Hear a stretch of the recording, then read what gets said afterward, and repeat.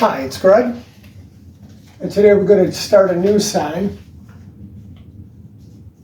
and it's Woody Woodpecker by Walter Lantz, the 1940 version of Woody Woodpecker. So we're going to start. I always start every sign with a pattern. I do a little sketch like this, and then I move on to a pattern that's the full size of the sign, so I can really get a good look at it. And then I can make any changes and everything before I really commit to the piece that I'm going to carve. So we'll start, we'll just draw it a little bit, and then we'll usually finish it up with a Sharpie as I'm going. And he's kind of a wild character. That's why I kind of like him. He's nuts. Great character, I think, is Woody Woodpecker. And when I'm thinking about the sign, I think about like what size is it, but I don't draw my lines of the size of the sign on the paper, because I never know what size I'm really gonna do them at, in reality.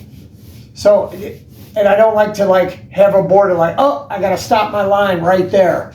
So I don't like to have anything that's gonna stop me from making them as big as I want.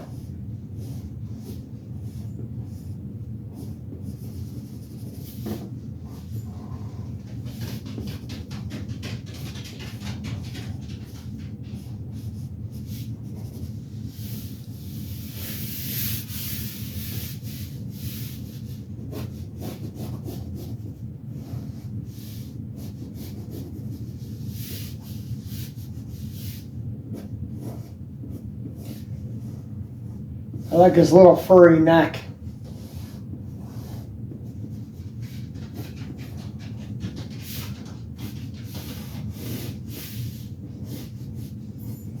And what we'll do is what's neat about him is we're going to have him holding a sign. So let's say he was going to be outside of a ride or whatever, like maybe saying the height of how long you had to be before you get onto the amusement park ride. Like what size with that kid, the height maybe of the kid getting on. But still, I mean, the whole joy of a cartoon character is, he's fun. He's just a fun character. I don't always do, someone asked me, do I just do Disney ones? Well, no. No, I love all cartoon characters. And Woody Woodpecker is one of my favorites. Bugs Bunny. Maybe we can do a sign with him next time.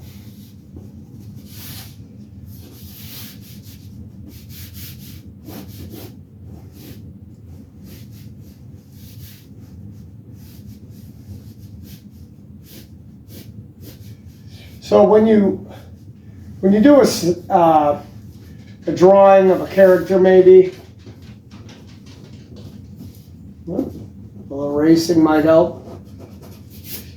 People sometimes ask, where do you get the pictures that you see or like? Well, now we're lucky. You get on the Googleator and you could find just about everything that you ever want to see. There's you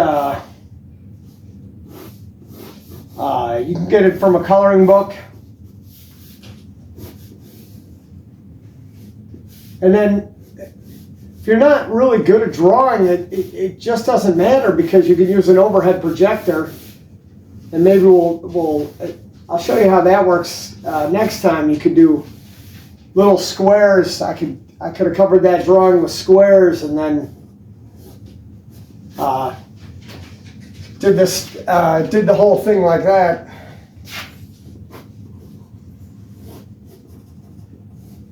and transfer it to make it bigger.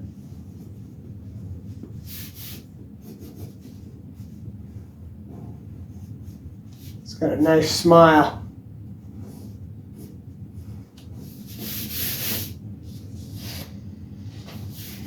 This is where we'll make them holding the sign.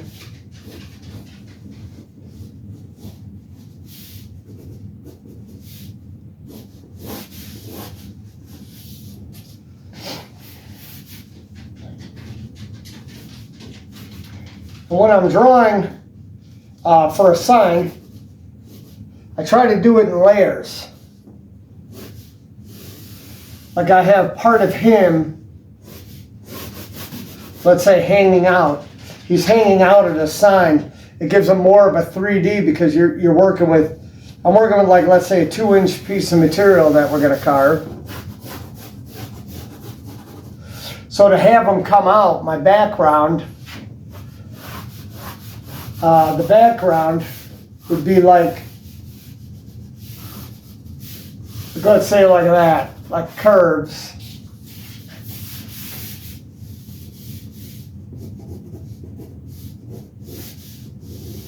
But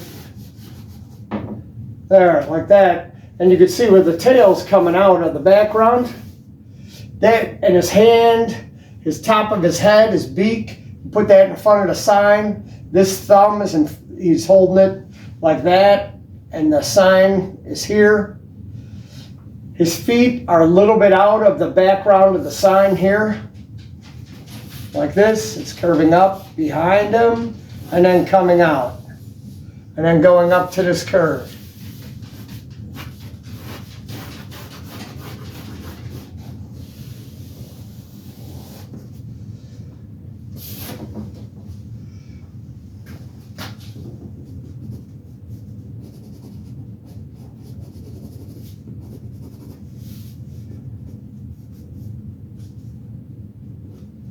And it's nice,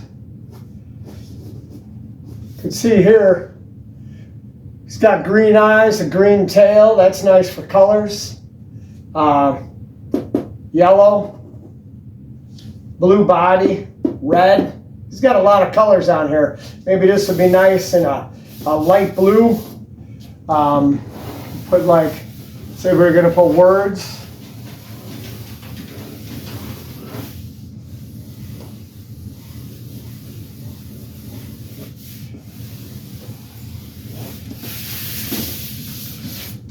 And the words on there. I think that looks, it's looking pretty good.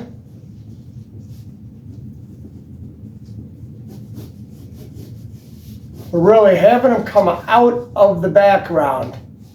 If you've seen another video, I did a Donald Duck, and I slightly had him out of the sign. It was like a wood sign. I slightly had him coming out of the wood sign, and that helps you do the 3D.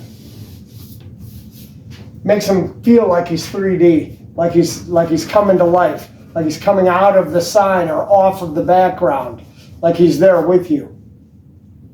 And that's just the way I like to do it, to make it more of a 3D situation.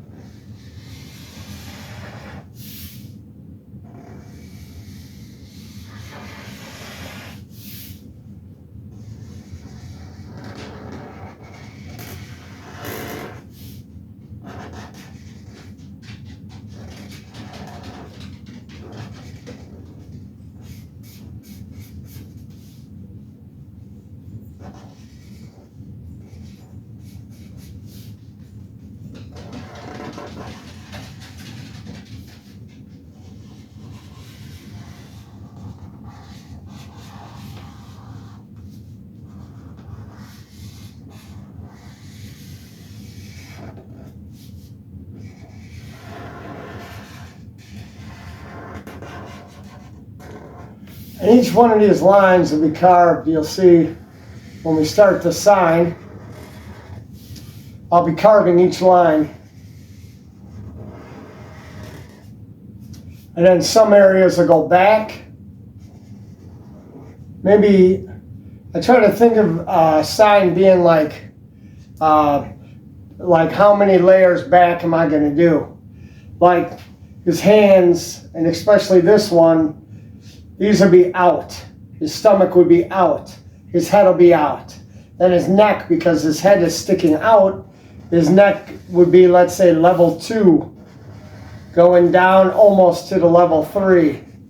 This would be for sure a level 2 with a slight level 1 as it gets to the front.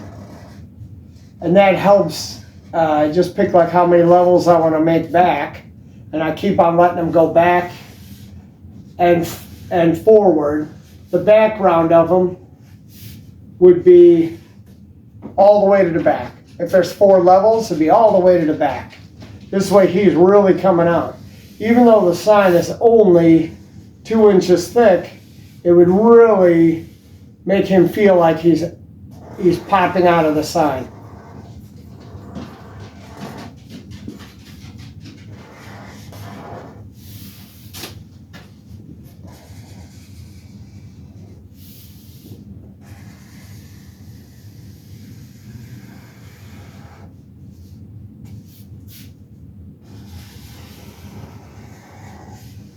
I always do like to draw right on the substrate or the material that we're going to be working with. But I like to keep a pattern and really get a good look at it, so if I want to make a change when I'm all done and I step back and I go, oh, well, I hate that. It's easier to make a change now than once I start carving into whatever the substrate is that I'm carving. In this case, this would be high density urethane. I like using that the best. Let's say it's an outside sign, it will nearly last indefinite. For the abuse, people, let's say, climbing all over it.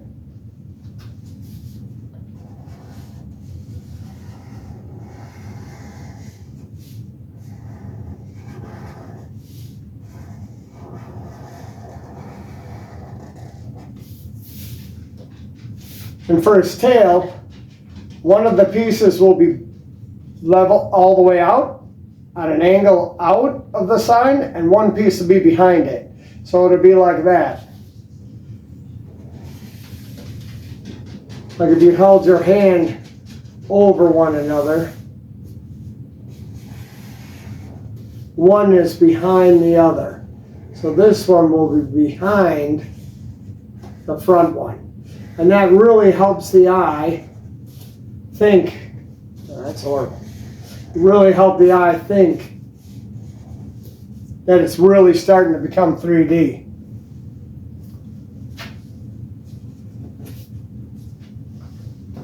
Straight edge.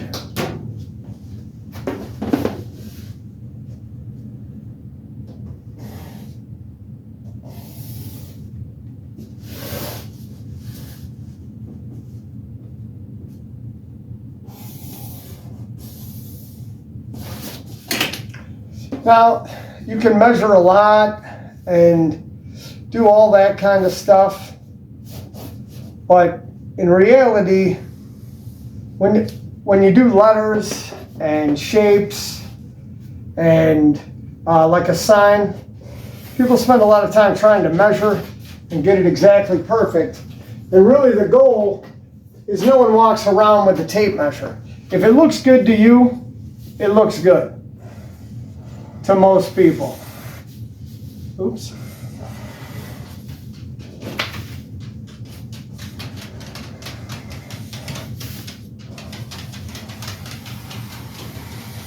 Same with letters. Before computers came and that you would lay out, I would lay out and make letters all day. And you would have to lay them out just by eye. And I'd make these big letters about that big, form them all and everything, and we'd put neon inside of them. And I would have to get on a ladder or stand on the table, and I'd put all the letters on the floor on a piece of paper, and I'd lay them all down on the floor, all the letters, and I would stare at it and adjust the letters till it looked good to me. And when it looked good to me, that was my pattern and my spaces between the letters. So we never actually used the computer to lay them out because there just wasn't one available. And that's it. So that's the start of the next sign that we're going to make.